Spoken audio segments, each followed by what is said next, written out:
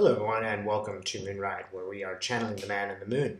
So a couple of things. Number one, I want everybody just take a deep breath, okay? This is the beginning of the end of the Trump era.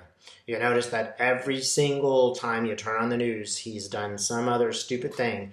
And it's the same thing he did before, but now it's not working, right? Something changed. Something clicked in the American consciousness, and I see it from conservatives through everyone else. Something clicked. I don't know why, putting your knee on a black man's head for 9 minutes somehow changes your mind.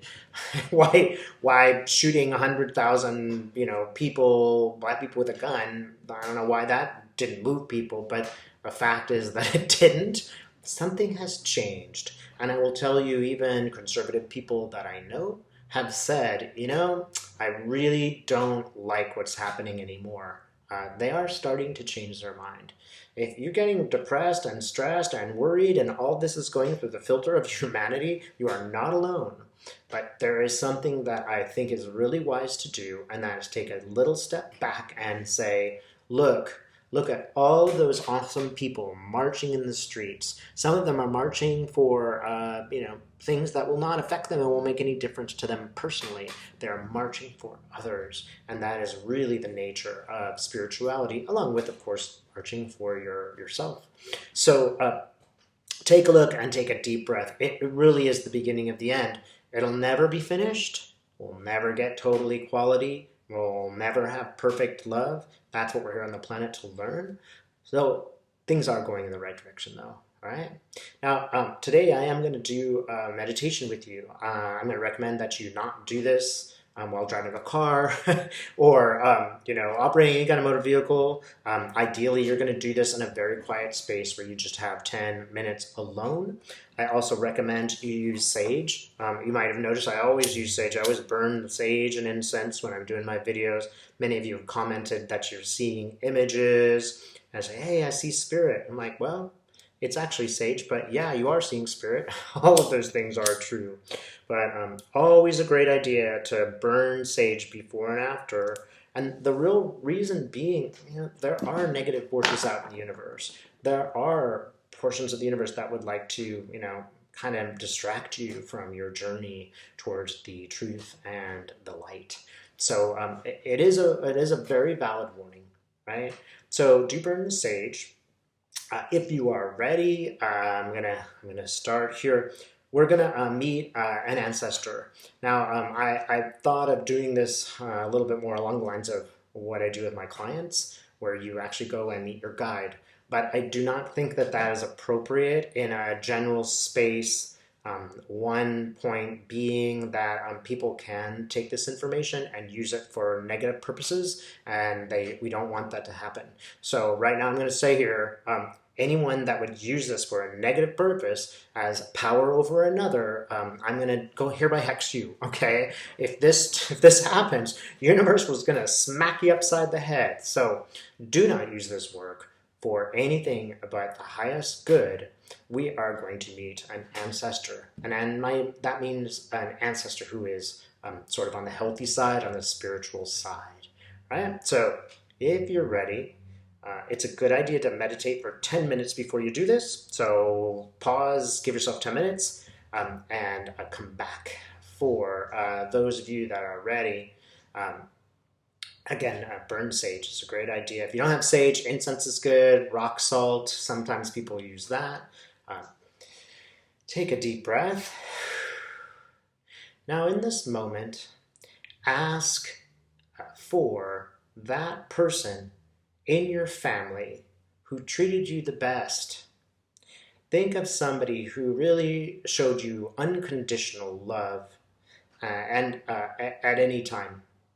So this might just take a moment. If you might have come from a really awful family that treated you really badly, right now I want to say I'm sorry, and look how strong you are that you came out and emerged. So if no family member is really available to you when you think about who offered you true love, maybe it was a teacher, a best friend, anybody who gave you unconditional love in your society. It could even be someone you don't particularly know that well. Maybe even a person just came up and helped you once. Ideally, it'll be a family member or somebody you know well, somebody close. It's kind of a great idea too if that person has passed on over to the other side. But just for this moment, ask them to be present here because we want them here to protect you. Their job is to surround you with love so that only the highest good enters, only the light enters, only that which is compatible with you enters. And it's okay to say that. Ask, say only the highest good, only the light, etc. And I'm seeing my favorite aunt. And I'll just tell you, Aunt Lissa, I just adored that woman. She adored me. It was a completely copacetic, perfect relationship from birth. We were always really good pals, right? I did not realize it, except bit by bit, but she was actually a pretty spiritual person. So she's sort of present right here now. I can feel her. And it might just take a moment. So don't feel bad if you need to pause and give yourself a moment for them to enter. Okay. It's also kind of good to feel a sort of circle of light around you. If you like, you can bring it out from the universe and bring it all the way down. And I mean way past the universe. Bring it on down and sort of surround you with light and love. Only the highest good may enter. Only the light may enter. And now that you are here with the friend or family member, that person who showed you love, ask them, and you can say this out loud or you can say this in your mind. Ask them, can you bring me to my spiritual ancestor? And ask. Okay, now I have one interesting bit of a family tree, and it does happen to be along the line of my Aunt Lissa, which is my mom's family. And as I go back there, I, interestingly enough, have a great-grandfather who was an orphan. We know almost nothing about this man, but that is who she is showing me. So, again, if you need to pause and take a moment, that's okay. But if not, you're just going to have the family member or friend take you to that healthy spiritual ancestor. And you might see them, or you might feel them, you might even hear them. Take your time. There's no hurry in doing this. So, she is showing me my great-grandfather, whose name was Alfred. And as I see this fellow, he's actually showing me little bits of his life. So you can ask, once you are led to this ancestor, you can ask, tell me a little bit about your life. What was it like? And they might just show you a little story.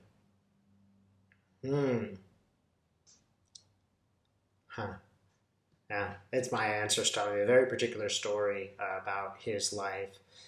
Your ancestor might do the same thing. Now, this ancestor could be way far back. It could be 1,000 years back there. If that is the case, it doesn't really matter. Just maybe ask for some years. They might tell you what year they were born. Since it's my orphaned great-grandfather, I'm actually going to write this down because I don't know when he was born. So he's telling me the years. Okay. And then we might have to kind of ask twice. And, I'm also getting the year of his death, which I do know, but I can't remember it. So one thing that I'm kind of doing is verifying what I'm getting here. Great. So I've got these 2 years. Later on, I'm going to find out how accurate I am. But just go there for the years and the story. And you might ask now, what's the medicine? What medicine do you have to deliver us? So it might be a skill or something that they show you. So I'll tell you, my ancestors showed me something very interesting. This guy was an orphan and very, very poor. We know that he was starving in the streets at some point. But somehow he managed to get an education and become a stockbroker. We have no idea how he could possibly have done this. But he's showing me now just like this really intense energy, this energy that's like doing, doing, doing, doing. Your ancestor might show you something different. It might show you another quality. Again, just let it happen.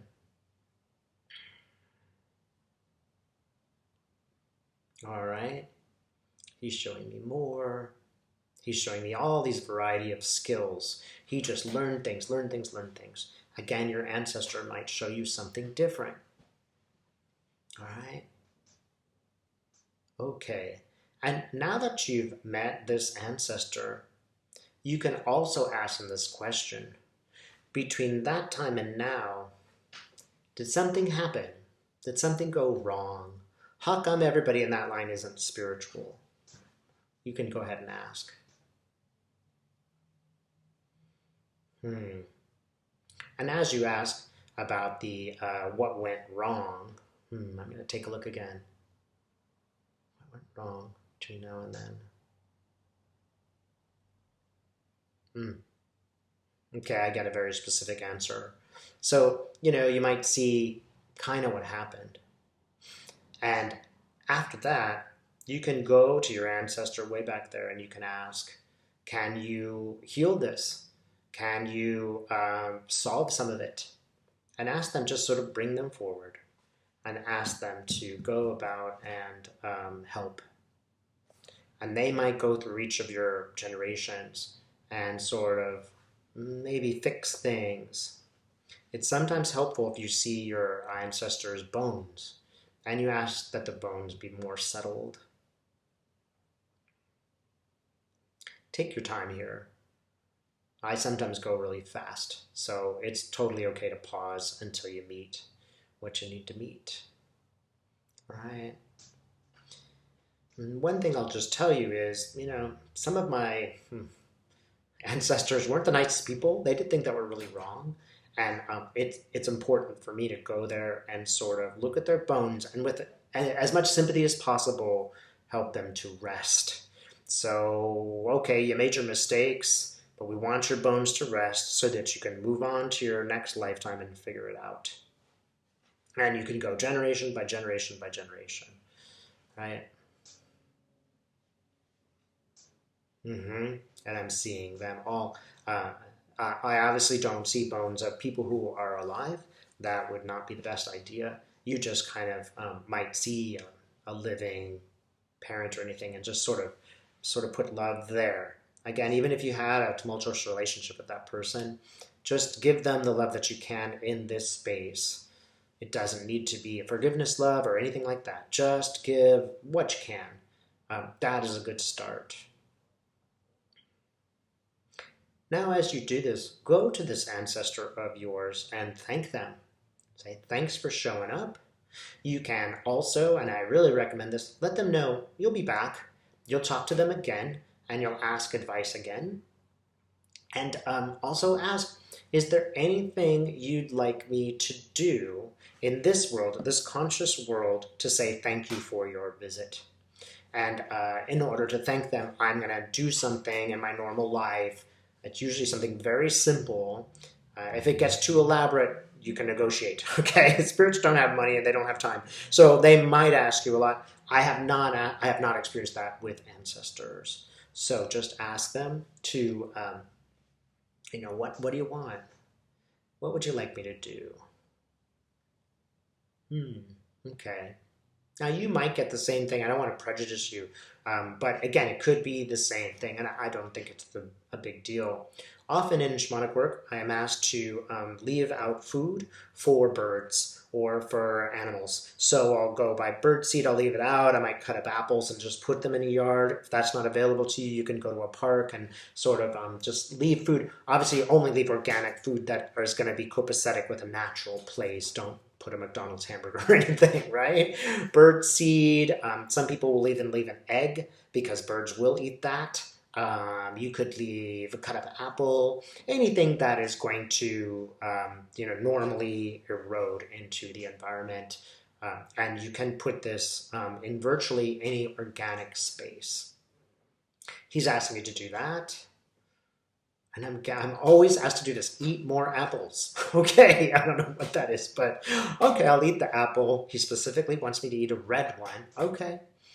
I'm just going to thank him again. Thanks for showing up. I'm going to say, hey, I'll be back. And you will do the same thing. Tell them you'll be back and you'll meet them again. Right? And then I want you to turn to the family member who has been so kind to show up in a loving way. And I'm going to turn to my aunt and I'm going to say, is there anything, I'll say, I'll be back. And is there anything you'd like me to do for you on the other side? That's surprising. Okay. I wouldn't have thought that from her. She wants me to listen to more music. I see a person playing a violin. So, okay. Wasn't necessarily expecting that, but I see. Okay, I'll do that. All right, and then I'm going to thank her again. Tell her I'm going to be back. And I'm going to just back up here. I'm going to kind of release the circle of fire that's below me. And as I release it, I'm going to send it out. And as I send it out, I want to think about somebody who needs love, right? This could be people at the border. It could be people who are protesting. It could be dogs and cats that have no home. It could be Syrian refugees. Anyone you know who you think needs a little love right now. And as you lift up that circle, just sort of send it with their intention. You might even think of their name as you lift the circle of fire above you. All right? So one thing that makes this really available is this initial contact. You can always contact that ancestor if you're in any kind of trouble. You can meditate and sort of ask them a question. You can ask them to help you. You can ask them to bring you a guide that will sort of you can follow. You can ask them anything. One key thing that I always use this to do is if I'm potentially looking at a dangerous situation, I will look at it and I will check in. I'll say, should I walk down that dark alley or should I knock on the door? And let me tell you, once you've contacted these guys, they'll let you know. They'll let you know. They'll say, don't knock on the red door, knock on the blue door and call a taxi. Do not walk down that alley. Or they'll say, nah, it's fine. Right? It really will work to have this association. And if you don't really have money right now to do any kind of spiritual things, that's perfectly okay. That is probably divinely sent so that you do the work on your own. In another video, I'm going to show you some books that have really guided me and that I think will guide you. All right? Thanks for watching.